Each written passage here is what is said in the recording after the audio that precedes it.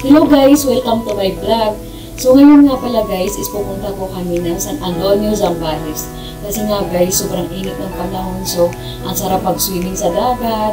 So ngayon guys, is nandito na po kami sa Inlex. Napasok na po tayo ng Subic.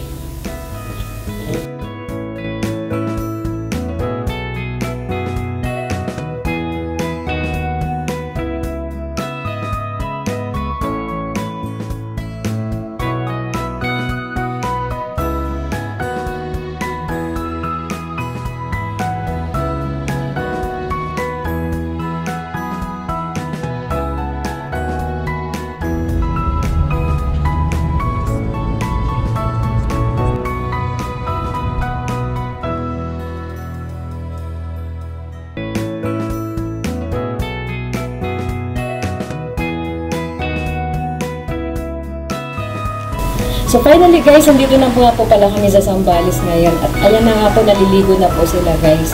So napakasarap po maligo kasi nga makulimlim po at saka wala ng araw. Tapos medyo maalon pa po guys. Tapos ayan na guys, nakikita na natin yung sunset. Nakaka-relax po talaga. So tinuruan nga po pala si Raisa ng mga bata mag-surfboard guys.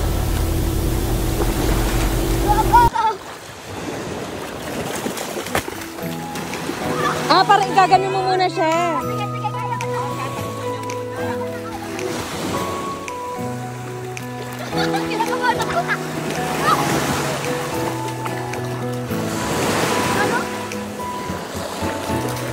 O, sakyan mo na kagad.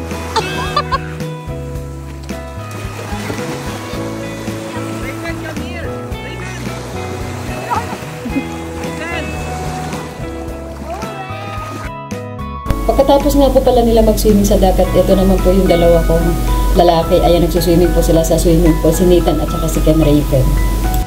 So ngayon nga po pala guys, gumising kami ng maaga para mag-island hopping po. Pupuntahan po namin yung 3 islands.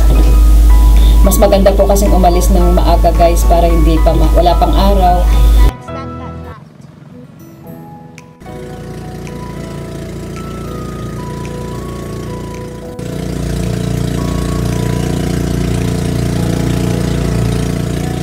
So ito na po, nakarating na po kami dito sa unang island.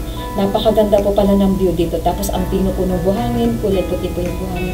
Ayan na nga po, nag-picture-picture po sila Raisa at saka si Nicole. Tapos naligo na rin po si Raisa dyan, sila Nicole at saka si Ken.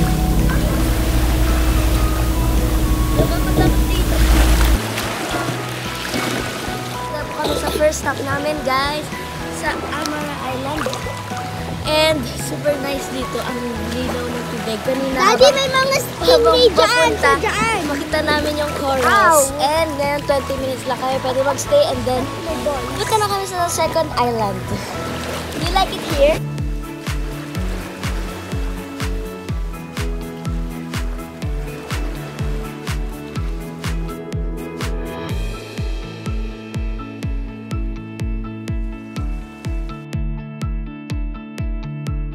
Ngayon nga po pala is pupunta po tayo sa pangalawang island, ang Capones Island po.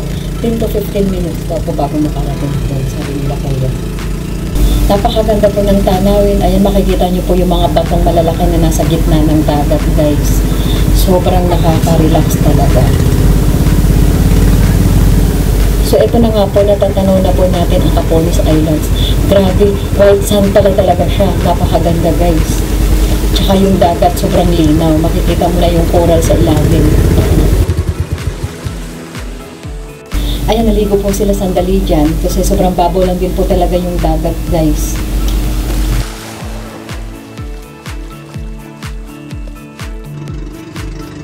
So guys, ang pangatlong islands nga pala na pupuntahan po natin ngayon is Anuangin Islands.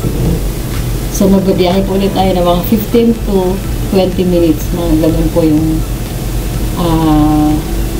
biyahe natin. So ayan, kung makikita nyo po, napakaganda talaga ng tanawin at napakahangin po. Ang sarap pag nasa nakaka-relax po talaga. Makikita nyo rin po yung mga bundok.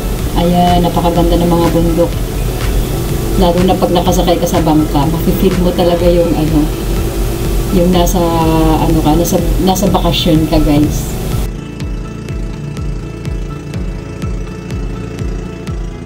Ito nga pala guys, ayan, natatanaw na po natin yung Anuangin.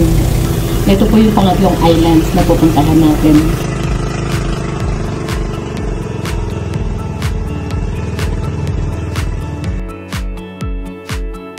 Ito na nga guys, kung makikita nyo po, napakaganda ng dagat dito at napakapino po ng buhangin. Ayan na nga po, naliligo na po sila Nicole. Naliligo na po kami dyan, si Ken, si Nathan, si Raisa po. Ayan po, napakasarap po talaga. Talagang mapipil mo yung dagat na napakalamig. Kasi tapos makikita mo pa yung buhangin, napakapino po at saka napakalinaw ng tubig. Napakasarap po. Dito po kami medyo matagal-tagal na naligo kasi safe po talaga siya, hindi siya ganun kalalim. So ayun po, dito po kami nagtagal maligo. Siguro inabot kami dito ng mga 2 hours na naliligo. Kasi nga, hinahabol din po namin yung hindi pa masyadong mainit. So, pwede pa tayong magbabad sa dagat.